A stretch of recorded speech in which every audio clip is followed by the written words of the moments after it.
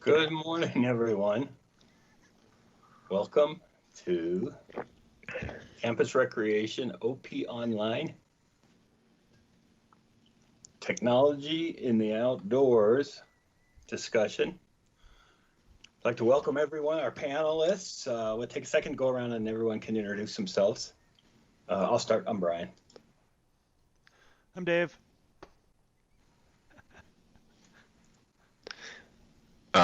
I'm Thomas. That's Barney Barney. is on mute. Good morning, Barney. Yes, I was muted as well. I'm Barney. David Barnett. Right on. Well, I'm just going to launch right into this this discussion, and starting with a short slideshow presentation, just 6 slides.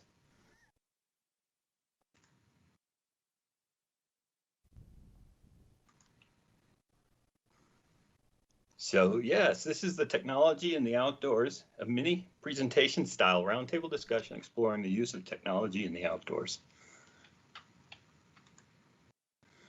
Certainly, outdoor folks have used whatever cutting edge technology was available at the time, even thousands of years ago, I suspect.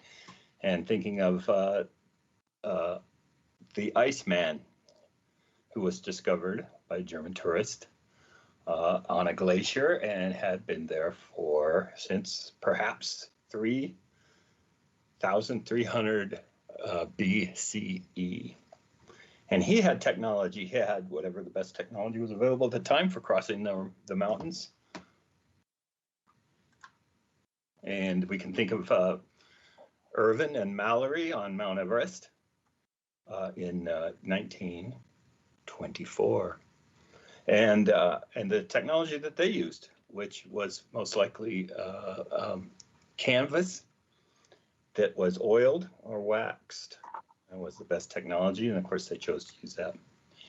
And then came the 80s with Lycra, another innovation, technological innovation that certainly had a profound effect on climbing and mountaineering. And of course, then there's all the digital technology that's so prevalent today. And some of these topics will be part of everyone's miniature presentations. And then I end with this slide on my short presentation introduction, because there's a group of people and probably every one of them has a slightly different notion about the use of technology in the outdoors, but they're all having fun together anyway. Can we talk about duct tape for a minute? There's duct tape. We had some demonstration, and and there's some high-end fabrics and some city fabrics. It's just good to get out. All right.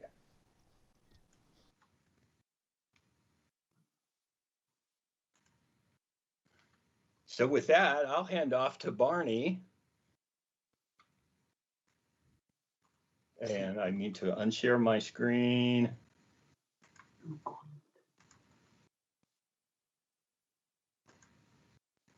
And hand off. Fingers crossed for technology. Or thumbs up, or one of the two. Let's see. All right, how we doing? I only have one monitor today, so. Aha! We're all There we good. go. Got a map. I see Got it. the map. All right. Yeah, the drawbacks of the 2, 1 or 3 monitor scenario, which is really cool. So my presentation or contribution to this discussion is about nav aids and the pros and cons of using smartphones realistically as a nav aid. While they work great, driving around town and Google talking to you, telling you where to turn, and maybe Siri too, but I'm an Android guy, so right. I don't know if that's old school or what, but a lot of people have Apple phones too. So But anyway, moving along into the outdoors, there are pros and cons of using phone as a nav aid. And you're probably well aware of some of these pros and cons. That one of the biggest cons is the battery life, for sure. The other big con is, which I didn't get on the list, was actually connectivity to the grid. If you drive to a trailhead that doesn't have cell coverage and you open your map app, you're probably going to find that there is no information, no map data is displayed.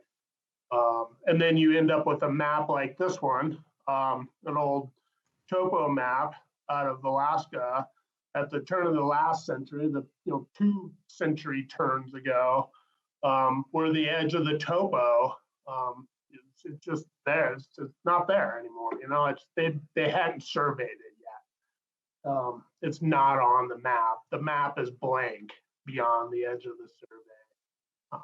Obviously, people have been out there, but they hadn't noted or mapped the topography yet. So that is a drawback to phones. Another con is the complexity of some of the mobile apps. They can be rather complicated to use, especially like if you get to the trail and you don't have the data, you need to remember to load that data before you go. There's that drawback. And then they're not super accurate, but they have decent accuracy. They're probably good to within, depending on satellite, the geometries, 30 feet, which is pretty good. Survey grid is a little better, but for recreational uses, it's fine. But the pros are, you can share your location really quickly. And without having to know latitude and longitude or UTM coordinates to call somebody up and relay that information, you can push a button and share your location if you're in an emergency situation, got hurt, or you just need to meet up with other hikers and they're out on the trail with you. Yeah. Anybody else have any pros and cons they'd like to share? I have one observation, and that is that, the old end of the map led to the notion that there was the end of the world. Where the map ended, people supposed that was where the world ended. And that's sort of, I guess that notion's been dispelled mostly. Might be some hangers on there. Well, it still applies to the solar system. So. Yeah. You know what I like on this map, Barney, is it's a reconnaissance map, which is pretty neat. Reconnaissance map of Rampart Quadrangle. And I have some of these older maps in paper where the topo is dashed on. It's not finalized, not definitive. Right. These guys are out in the field, mapping with their plane tables and theodolites and rods. So pretty cool stuff back then. True exploration, the history of topography and making the topographic maps back then was really cool. And that's technology. Yeah, and that's technology. So exactly. Right. And then I just wanted to share a few apps that I use and that I prefer, and mostly they're local apps that everyone can use. And within Colorado, the Cotrex or CPW does this Cotrex stand for. I had it on the tip of my tongue. Anyway, it's a great map app for trails within Colorado. And it's got a social functionality. We can open it up real quick. But the others are, the next two are actually REI sponsored apps, the MTB project and the hiking project. Both of those are great apps. They're real time interface. They show you right where you are on the map on the trail, and they can provide research information in advance of your hike or ride. And TrailForks is very similar as well. You can pay a little bit more for TrailForks for some additional functionality. And otherwise, there's a slew of map apps out there that are available, and many of them are that you can pay for. It just depends on how much you're going to use them and what your application is for.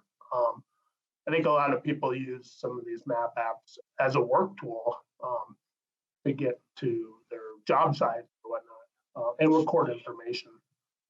Sure. And then Spyglass is actually a compass app for your phone, if you're interested. My camera's not on, but I brought all my compasses along. I have a compass and a pocket transit, and a chronometer, and my GPS.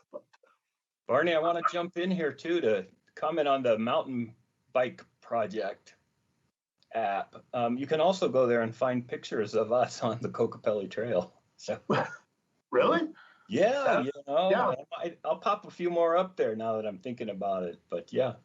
Cool. Yeah, it's a social app, just like Cotrex. You can post your hikes, the descriptions, how you felt about the trail. Was it too difficult? And post photos to Cotrex mountain bike project and hiking project. So it's very social map apps. And let's see if we can try it. We can open up. Is that screen? Yeah. So, this is the Cotrex map interface. Wow, this is just their drop page, but here's the links to their apps. You can get them delivered to your phone from your computer, or you can jump into the map app straight away.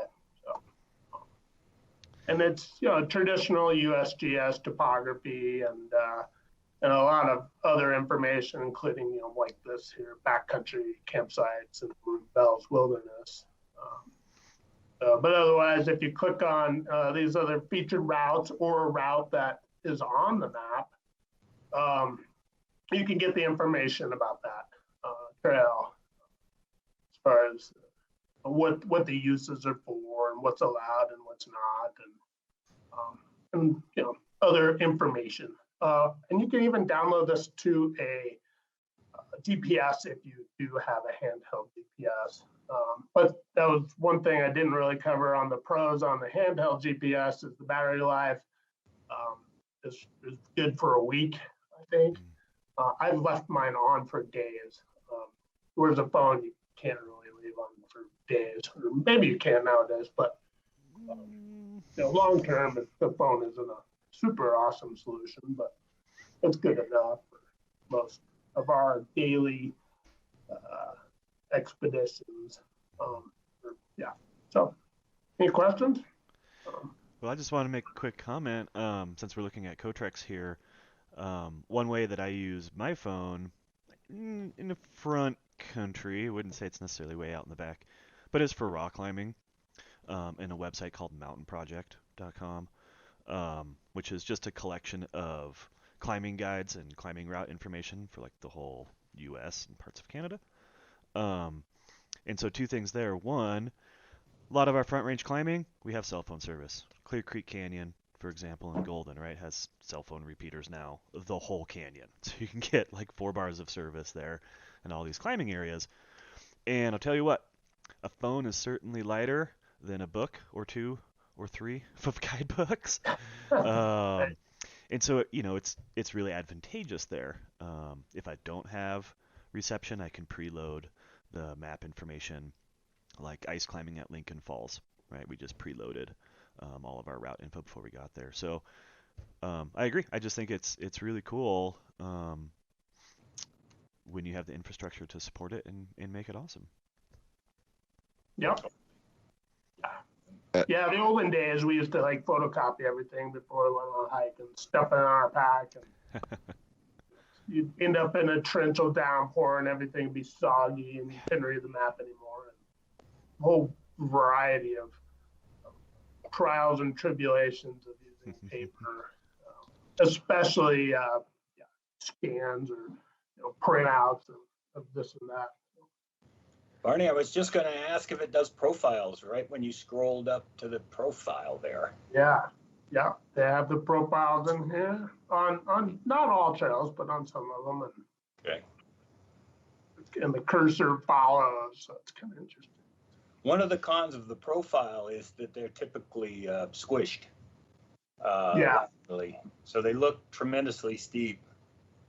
When they might be. Yeah, they don't spell out the vertical exaggeration on that profile, huh? So Yeah. is this real? I mean, is this 1-to-1? I don't know. If so, this trail is very steep. Correct. Yeah, that trail is not that steep. It's interesting. Some of the cons in terms of navigating with a smartphone app are kind of getting eliminated by kind of more standard tools that are entering the repertoire. So, for instance, a lot of people are carrying like an InReach or something, and that's a GPS unit with weeks of battery life, and it has a built-in map on it, or at least where you can track back. Some of them have full-on GPS topo map on them now. They come with a smartphone app that pre-downloads an entire topo map for the state onto your phone. So if you forget to download the map, you don't need to worry about downloading the map. And then a lot of people have smartwatches now that again have several weeks of battery life, and a lot of them have GPS and some of them have topo maps on them too.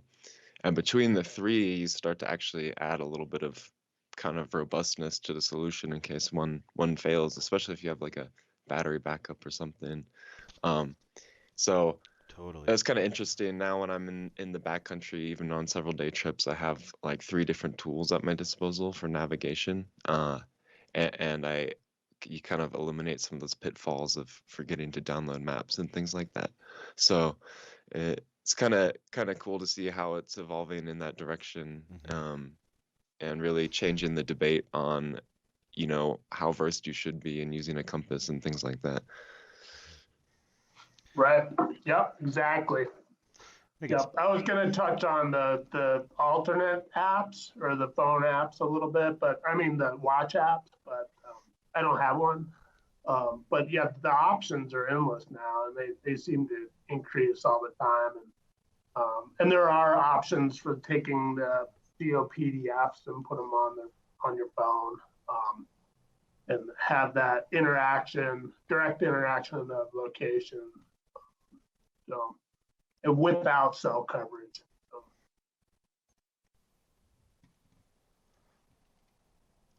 Cool. That's what I got. Cool. Yeah, I could dive down a rabbit hole at this point. Absolutely. I was thinking about. I was trying to actually look for a grid of features and functionalities of all the top 10 apps, and I'd never found one. So I was going to build one, and I started to, but I ran out of time. So. Oh, this was awesome. Thank you. Yep, you're welcome. Yep. Well, since we mentioned a few map things and dropped some terms like UTM and stuff like that, I'd be happy to talk about that a little bit. Finding yourself on a map. I'm actually going to need to turn my background off here. None. Cool. So we're out there, right? We're either looking at a phone, we're looking at actual topo maps, that's really bright, actual USGS topo maps. But, how do we find where we are anywhere on this globe of a planet that we live on, right? So terms like longitude, latitude, All right, everybody's really familiar with these.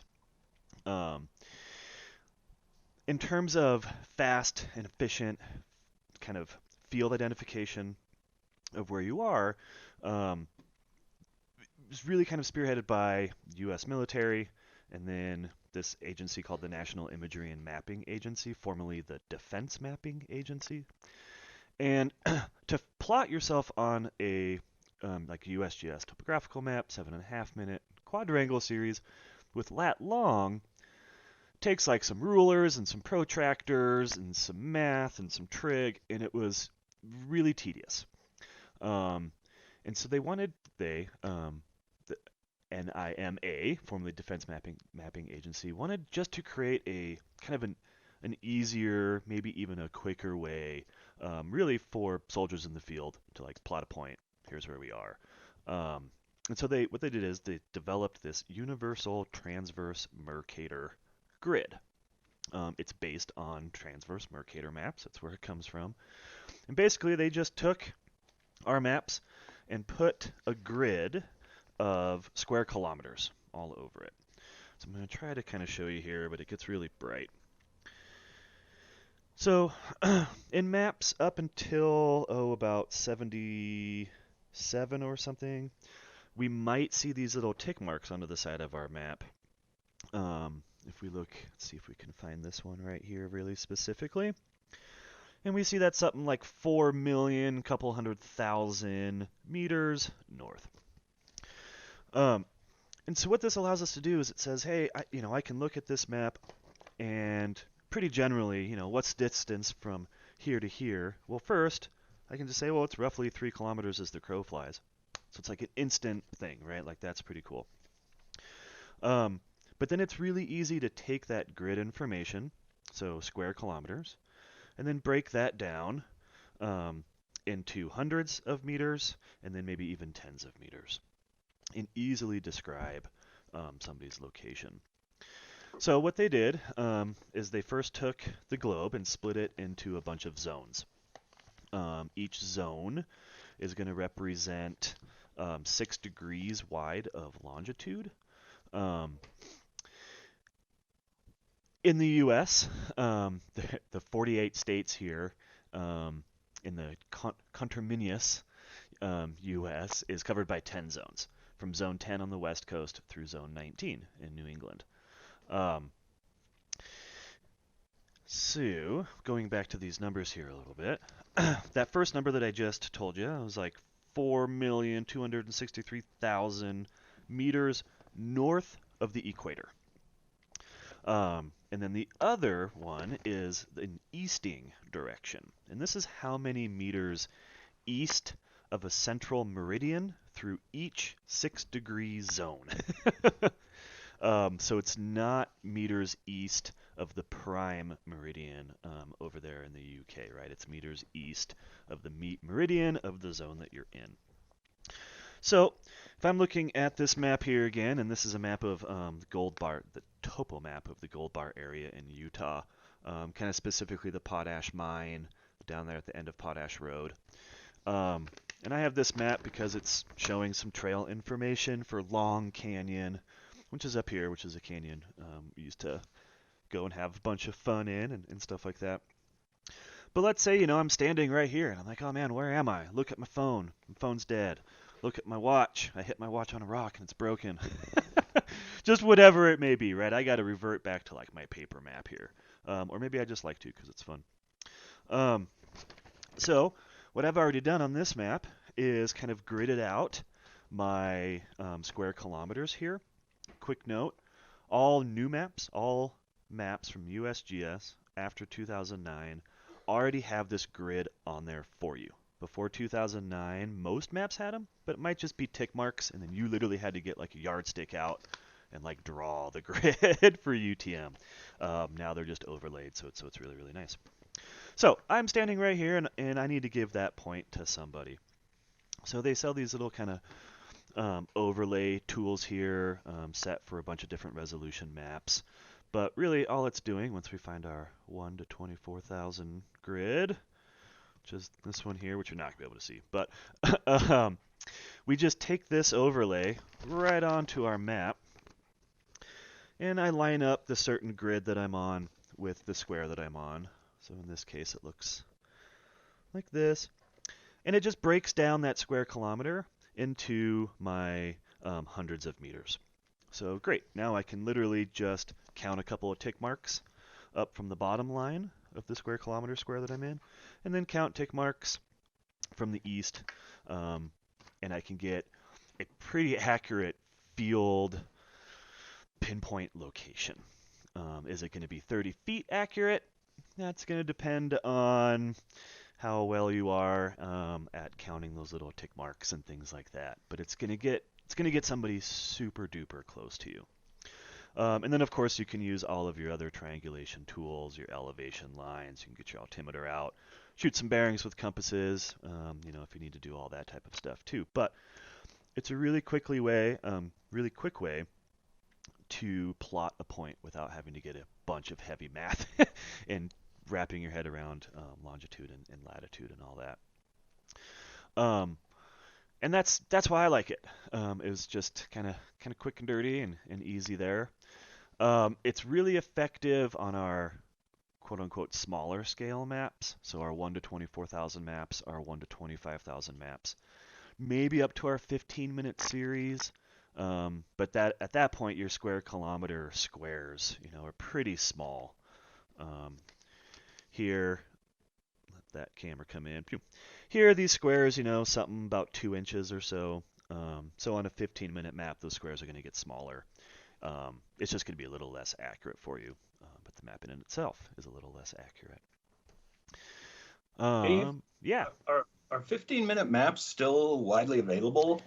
Or is it almost always now 7.5s? You know where I see the 15-minute maps, Brian, are like the national park waterproof maps you buy at the visitor center.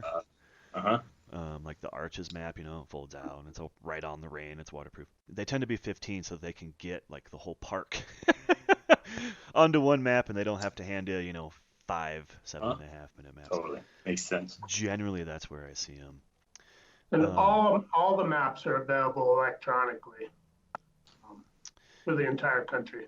Right. Absolutely.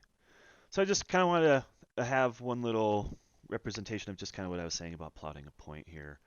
So we'll see these numbers were some of those numbers I was referencing, right? 4,276,000 meters north of the equator, then 357 meters east of that zone's meridian line, things like that. So if this was our point P right here, I just find my closest horizontal line, right? We see that's 4,276. And my east line from 357, that would be 357, 800 meters east. And that would find our point right there. So pretty quick, pretty easy. Did it change the world? I don't know. Did it contribute? Yes. Oh no, lost my screen. There we go. It's up and over, right, Dave? That's the cardinal rule. Up and over when you're reading your UTM. Up and over, correct. Mm-hmm. Yep. And then the way that they plot them, it will be meters north first, and then meters east second. Mm-hmm. So that's kind of cool. That's my quick presentation on UTM. Just like all these topics, we could do a whole podcast just on that, I'm sure. Absolutely. Awesome. All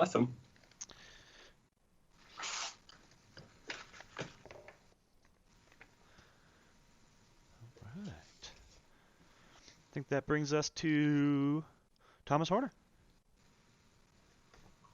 Yeah. Mine's not nearly as contentious as I mean, not the maps are that contentious, but there's definitely a healthy debate around, what navigational tools you use, especially when your life might actually kind of depend on it. This your life does not depend on, but it's fun. I have handheld weather meters, got a few of them, and I kind of just wanted to talk about these because they're pretty interesting. They're starting to become really cheap and they're extremely light. This is like your camera's not on. Is it? I see it on my end. I've got it at my end too. Oh, okay. It's the B version of Teams that you have, I think. Oh, yes, sorry. Chrome versus Microsoft. So I have this one. It's pretty big, but it weighs like 8 ounces with batteries. And it mounts on a tripod. And it's Bluetooth, hooks up to a phone to log data. And it costs about $25. And then I have this one, which is much more expensive one because it's like the real deal. You know, it's been NIST tested and calibrated by, you know, more professional certification process. But in reality, they take about the exact same measurements. There's also little devices, little drop things you can place around that collect data over a series of hours and days. And when you go near them with your phone, it will collect all that data from however many sensors you have. And so that's pretty interesting. Not the most interesting thing from like a hiking or backpacking standpoint, maybe. These can be somewhat useful, you know, for taking barometric pressure and humidity readings to know, potentially get ahead of any large weather systems moving in. But they're definitely a lot more useful for sports that are based around the wind and whatnot. These have, you know, anemometers on them. And interestingly, I think you can do a lot of you can get a lot of mileage out of these with kind of backcountry stuff. If you're doing like a ski backpacking trip and you have some of these meters, especially the remote collection ones, you can leave them on and get, you know, temperature profile overnight, humidity profile overnight, winds overnight, and use that to find things like surface hoar development or you know, just general snowpack metamorphosis things. That could be useful in decision making the next day, seeing how low temperatures dropped and how high winds got and things like that. But yeah, I wanted to bring it up because these cost like $25, and you just Bluetooth them to your phone and collect data. And you know, even for hiking or mountaineering, it's kind of interesting because I think a lot of people have a pretty poor grasp on how strong winds actually are, especially in the mountains. Generally, like really strong winds and gusts, you know, a lot of people think are like 80 miles an hour, but generally they're only like 40 to 50 miles an hour. People generally overestimate winds by quite a bit, strong winds. And so these can kind of help you kind of dial in your personal senses of what wind speeds actually are. And then so when you see a weather forecast in the future, you know, you have a much better expectation of what kind of winds you might actually experience. So they're kind of fun, and if you're a nerd, you know, you can just take data and that's just a fun part of it. But like, yeah, this device, you know, if you take it backpacking, it's a few more ounces, not a big deal. It has a battery life of a long time. So I sometimes take these out in the field with me to collect measurements. You just got to drill a few more holes in your toothbrush, right, to shave 8 ounces Right. somewhere else. You gotta cut your tags off your t-shirt. I Yeah, mean, I do ultralight, so yeah. that's the thing. I'll sometimes take this even if I'm ultralighting, so that just goes to show, like, maybe I'm just a huge nerd, but just don't eat for a day. There you go. Survive off wind measurements. You know that experience. Go ahead, Barney. Oh, I was going to say, I use them all the time when I take my drone out for mapping missions. I always record the wind in advance of a flight and try to get a feel and an understanding of how wind affects aerial photography. Sweet. Yeah. That's what I was going to ask you about. The other like more relevant applications are like shooting and hunting and fishing and like paragliding, things like that. Paragliding, sailing, obviously would be another big one. Yeah, kite, whatever the thing you do with skis and kite surfing, kite boarding, kite skiing. Yeah, there you go. But yeah, I mean, I think some people have been put off by the idea that these, professional ones are $250, but you go on, you can get a cheap one that does the same thing for $25. It's kind of Yeah. a no-brainer. Yeah. And another practical application can be in a rescue scenario if you're setting up an LZ or landing zone, and you can kind of give an idea of the winds. Yep. Right. Mm-hmm. And the wind experience piece is interesting to me because, yeah, we know from avalanche studies that 30-mile-an-hour winds can move a tremendous amount of snow in a fairly short amount of time, right?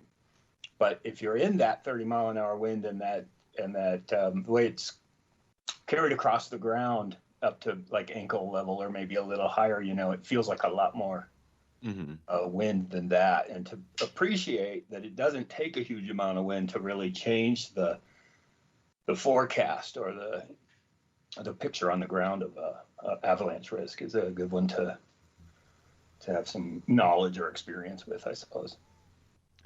Makes me think of dead trees and wind blowing over dead trees, falling on your camp, falling on your tent, things like that. One thing that I think is interesting is there's been a growing push towards citizen science as tools have gotten more robust and automated. For instance, on a lot of Doppler radar apps, you can now make MPing reports to actually submit an observation to the NWS of the precipitation type so that they can correlate radar returns with the actual precipitation. They have other citizen science efforts like that. And I think it's only a matter of time before they start asking for, or you start being able to submit like field observations to help them correlate some of that data with their weather models and analyses, because you're often taking this data in remote areas that don't have weather stations anywhere near them. So pretty excited that, I think it's pretty inevitable that in some amount of time, you'll be able to submit some of this field data to the NWS and have it go towards a kind of useful cause. Mm-hmm. Interesting. I had a note here about the citizen scientists. That's what some of the fun, just to be able to geek out on that stuff, and then be able to talk about it with other, equally geeky types. And then, yeah, just that level of engagement that it adds, I think, is really can be interesting and fun. Oh, and that there is some way that there's some logarithm or what have you that they apply to all of these citizen scientist reports to overcome inter-rater reliability issues and all of that. So it's not unsophisticated, right? It's not just plunking some data from somewhere. But the bigger the cloud gets, the more people who are submitting, then the more that can be normalized, I think, right? So pretty cool.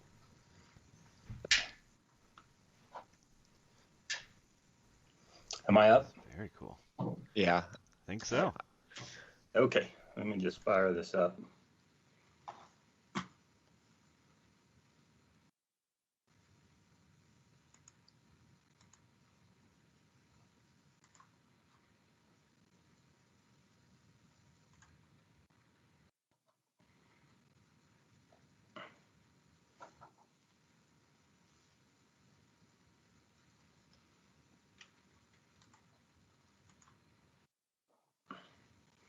Does that look normal? It does. Looks good. Textiles. So this is just a discussion about textiles, and they've had a huge influence on the outdoors and getting outside and survival, and more and more people getting outside now because of new technologies that make it more comfortable, not necessarily more affordable, but more accessible, I think.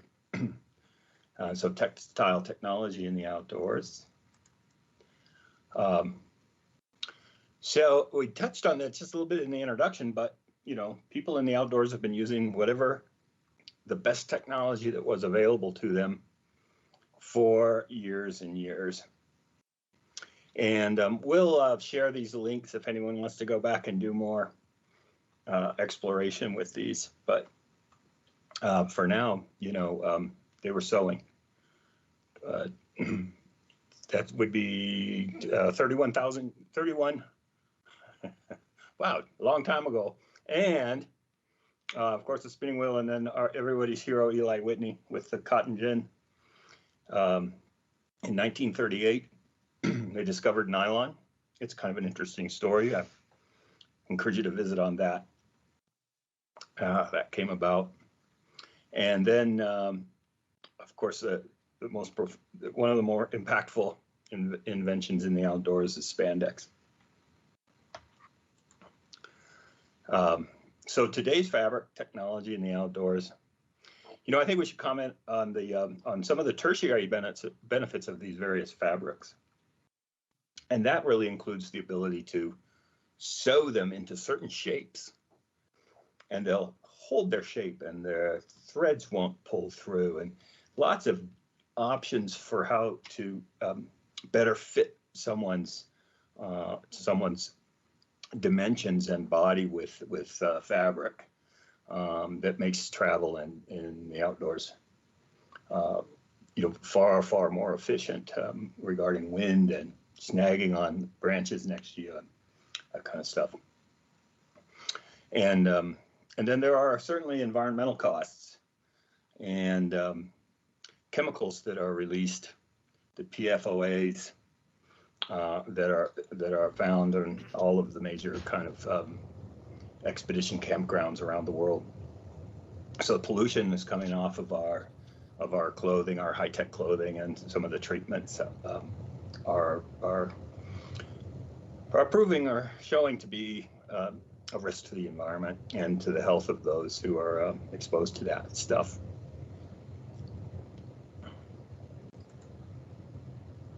So just going to touch on this idea of nanotechnology, and it's pretty interesting. There are these different technologies, one of which is this nanosphere from Scholler, and I guess I finally found a use for kale. That's a droplet of water, and it will bead up in ways that are quite unexpected and leave no moisture behind when it rolls off. And I even have a live experiment to do to demonstrate that here this morning. Sweet. With a bit of kale, a bar mop. Keep the results of the experiment off of my technology. And just to demonstrate this, water just rolls right off of the kale. It's quite amazing when you really kind of look at it closely. It beads up, it's like little balls of water, they roll right off. Now, so, what about that? So, Scholler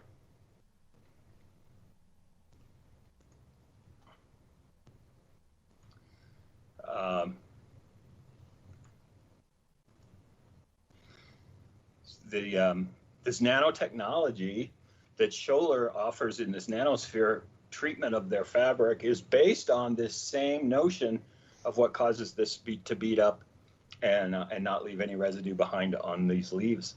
And it is tiny little hairs, nano particles of like hairs that are added to the fabric. That's just one example. There are a number of treatments. Of course, Gore-Tex came out quite a long time ago now, but it's still like the #1 breathable waterproof fabric out there. And it's if not a nanotechnology, it's a super fine pores that are in the fabric that don't allow water to soak through, but vapors can.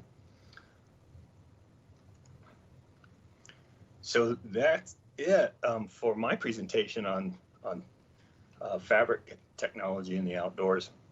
I welcome your thoughts. What's your favorite fabric?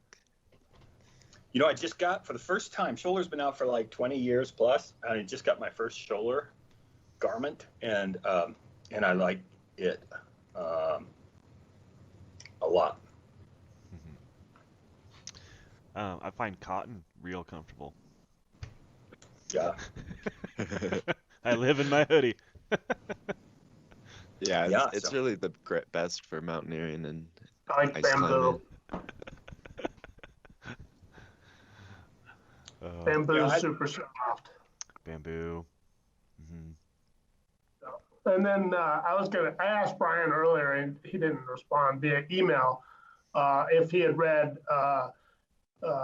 the book, Let My People Go Surfing, about Patagonia. And there's a huge section on the environmental impacts of the cotton industry in that book. Great book if you're interested in diving into that, the environmental aspects of the impacts of the clothing industry. Yeah, let's not forget about the human impact either. Yep. Right, especially around cotton, but even modern day, workshops and worse, around the world. Almost every line of clothing is made in a depressed area of a third world country. Totally. It's the business model, and it is unfortunate. And the industry is trying to address that. The outdoor industry conferences now include components of a more responsible approach to making garments. That's great. And the outdoor industry show is what really kind of got me keen on this topic for this presentation when I went. It was a year and a half ago now, because it was postponed or canceled for last time. And there's walls of fabric samples that are, some are different fabrics for different purpose, some are different patterns on those. So there's so limitless number of combinations of fabrics out there, and everybody vying for the big manufacturers to choose their fabric, and cost, keep costs down, competitive advantage. That, and then of course those countries oftentimes don't have environmental laws that are robust or enforced as well, so the slurry is just dumped back into nature. It really is an issue. I agree. And as a con, that's like probably the biggest con of all. And then also though, just this the consumerism around the outdoors now, and buying a new jacket every year. The AMGA could be like kind of called out for that a little bit, because the model is that you buy new gear every year on a pro deal for half the cost of retail, and then after you use it for just 1 year and it's virtually new again, you can sell that and then buy the latest year's gear again each year. So the old days, when it was a kind of it showed your grit and your experience and how much you'd been out. You'd had old tattered gear that'd been repaired and that kind of stuff. Oh man, do we get to talk about duct tape again? Yeah, the duct tape. Yeah. Those were your That's rites like, of passage, right? How many pieces of That's duct like- tape you have on your puffy, holding all the puffy in? It's not prestigious anymore. And this stuff does last a long time. I'm blown away by the technology of the sewing itself, the cutting, the shapes, and the ability to sew.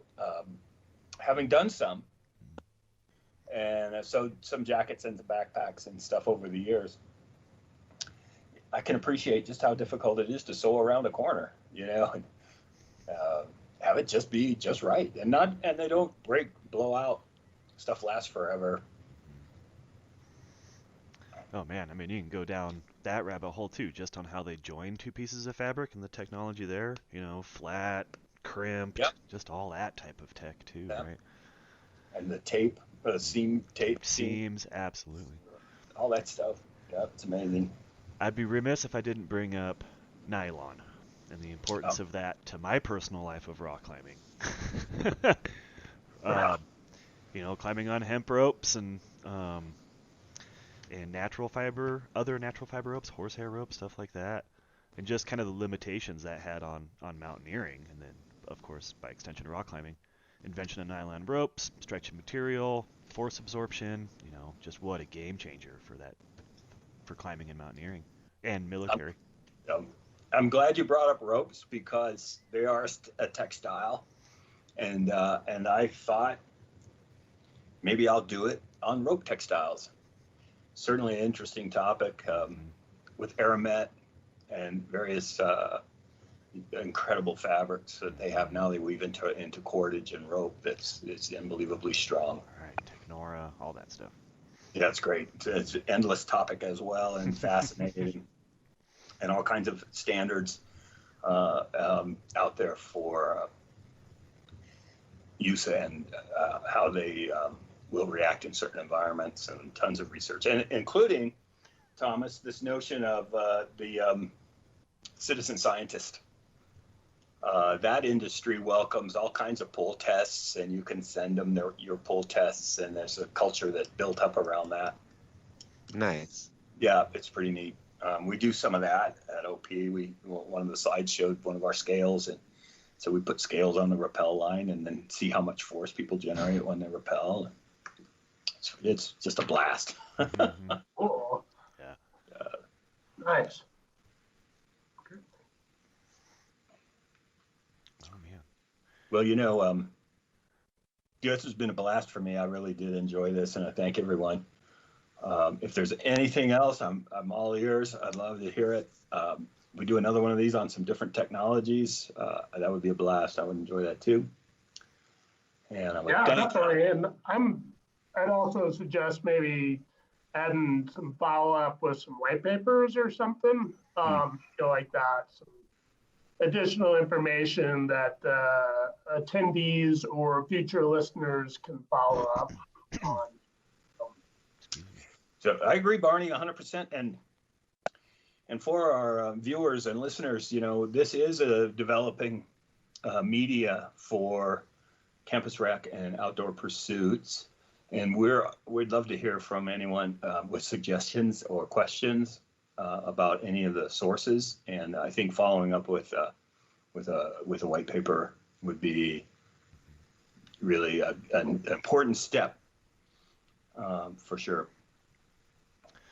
Well, last thing I'd like to mention is just use of Teams right here, and the ability to travel, the ability to not travel but still attend these huge global conferences. Right? Obviously, that's affecting our outdoor industry and the sharing of information and accessibility of all that too. So, yay for Teams-like programs. Just beam right. Just beam right over. Pretty much. Yeah. It's amazing. All right. Very good. So, we'll conclude on time. All right. I think for the first time. Thomas, I want to thank you. Thank you very much. That was really good. And Barney, Dave, thank you. Absolutely. You're welcome. Enjoyed it. Looking forward to the next one. And thanks, everyone. Super fun. See you next time. Bye.